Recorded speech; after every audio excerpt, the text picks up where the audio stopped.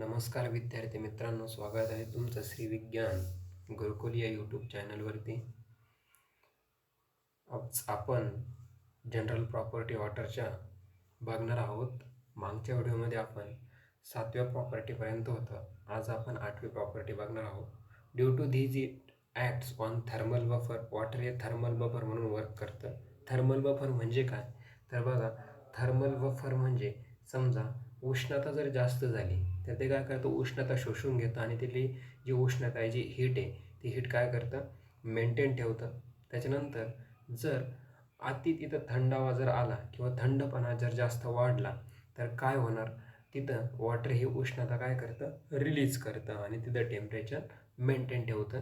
त्याला आपण काय म्हणतो, थर्मल बफर असं म्हणतो. समजून घ्या परत एकदा. थर्मल बफर म्हणजे जर उष्णता त्या ठिकाणी जर जास्त झालेली असेल तर ते काय करतं, उष्णता शोषून घेतं आणि तिथलं ती उष्णता जी आहे, टेम्परेचर जे आहे ते मेंटेन ठेवतं. आणि जास्तच जर तिथं थंडावा जर असेल तर ते काय करणार, उष्णता ती रिलीज करणार आणि तिथलं जे टेम्परेचर असणार आहे ते काय करणार, मेंटेन करतं. म्हणून त्याला आपण म्हणतो water is a thermal buffer म्हणून ते काय करणार आहे, काम करणार आहे. मित्रांनो, लक्षात ठेवायचं. आपण बघतो इथं हायड्रोजन बॉन्डिंग आहे.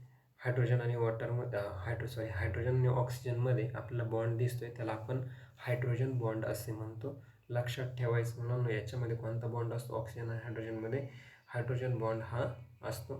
त्याच्यानंतर आपल्याला इम्पॉर्टन्स बघायचे. काय इम्पॉर्टन्स काय आहे, dissolve minerals and food molecules.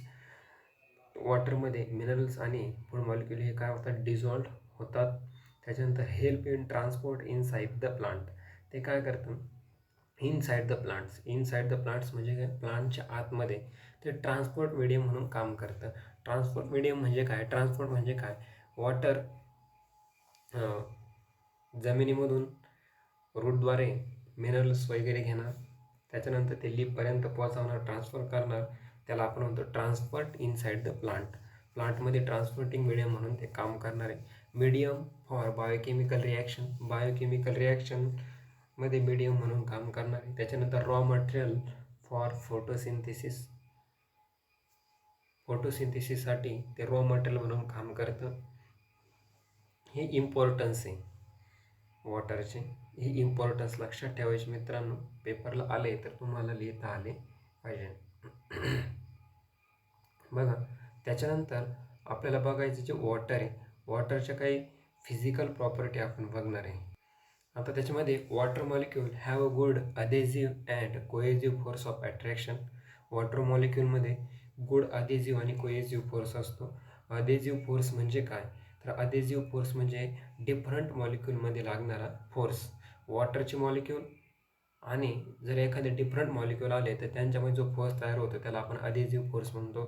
मग आपण जर काचेचा ग्लास घेतला, त्याच्यात जर आपण जर पाणी टाकलं तर त्या काचेच्या ग्लासेस जे मॉलिक्यूल असतील आणि वॉटरचे जे मॉलिक्यूल असतील, तर काचेच्या ग्लासाचे मॉलिक्यूल जे असणार ते मॉलिक्यूल वेगळे असणार आहे आणि वॉटरचे मॉलिक्यूल काय असणारे, वेगळे असणारे. आणि त्यांच्या दोघांमध्ये जो फोर्स लागतो त्याला आपण काय म्हणतो, अधेझिव्ह फोर्स असं म्हणतो. काय म्हणतो त्याला आपण, अधेझिव्ह फोर्स असं म्हणतो. आणि कोएझिव्ह फोर्स म्हणजे काय, सेम मॉलिक्यूलमध्ये जो फोर्स लागतो तर त्या सेम मॉलिक्यूलमध्ये लागणाऱ्या फोर्सला आपण कोएझिव्ह फोर्स असं म्हणतो. म्हणजे वॉटरचे जे मॉलिक्यूल आहे, वॉटरचे जे मॉलिक्यूल आहे ते वॉटर मॉलिक्यूलमध्ये जो फोर्स लागतो त्याला आपण म्हणतो कोएझिव्ह फोर्स. इथं आपण बघतोय बघा, water molecule attract each other.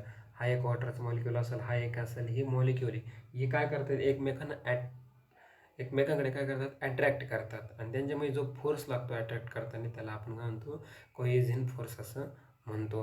त्याच्यानंतर अधेझिव्ह फोर्स म्हणजे काय समजून घ्या. बघितलं, water molecule attract to all of a capillary. म्हणजे काय, आपण प्लांटमध्ये जर समजून घेतलं, झायलेम हा काय करतो, वॉटर कंडक्ट करायचं काम करतो. मग झायलेमचे जे सेल असतील त्या सेलमध्ये आणि वॉटरमध्ये जो फोर्स लागतो, कारण वॉटरचे मॉलिक्यूल वेगळे आणि सेलचे मॉलिक्यूल तिथं काय असणार आहे, त्याचे असणार ते वेगळे असणार आहे. दोघांमध्ये जो फोर्स लागतो त्याला आपण म्हणतो अधेझिव्ह फोर्स असं म्हणतो. म्हणजे झायलेममध्ये आणि ते वॉटरमध्ये जो फोर्स लागतो तो कोणता फोर्स असतो, अधेझिव्ह फोर्स असं आपण त्याला म्हणतो. Due to high surface tension. त्याच्यामध्ये हाय सरफेस टेन्शन असतं. High adhesive and cohesive force आपण बघितलं can easily rise in the capillaries. मग सरफेस टेन्शन त्याचं हाय असतं. त्याच्यानंतर सरफेस टेन्शन म्हणजे काय, वॉटर मॉलिक्यूल आहे, समजा का वॉटर आहे, वॉटरच्या सरफेस तुम्ही एखादा इन्सेक्ट जर बघितला बसलेला तर काय होणार आहे, तो वरती तरंगतो का त्याचं सरफेस टेन्शन कसं असतं, हाय असतं. त्याला आपण म्हणतो हाय सरफेस टेन्शन.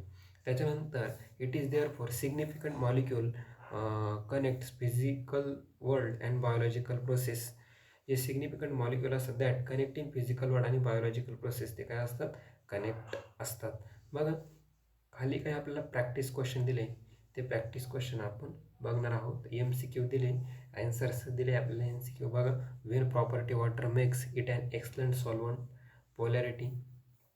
त्याच्यानंतर दुसरे water act as a thermal buffer due to high specific heat and high vaporization and heat of fusion. याच्यामध्ये थर्मल बफर आहे. त्याच्यानंतर शॉर्ट आन्सर क्वेश्चन, त्याच्यामध्ये why is water the best transporting medium in plants. त्याचे answer तुम्हाला 1 सेंटेन्समध्ये द्यायचे. हे practice question तुम्ही notes करू शकतात, लिहून घेऊ शकतात, तुम्हाला प्रॅक्टिससाठी महत्त्वाचे असतील. त्याच्यानंतर आपण जाऊया पुढे.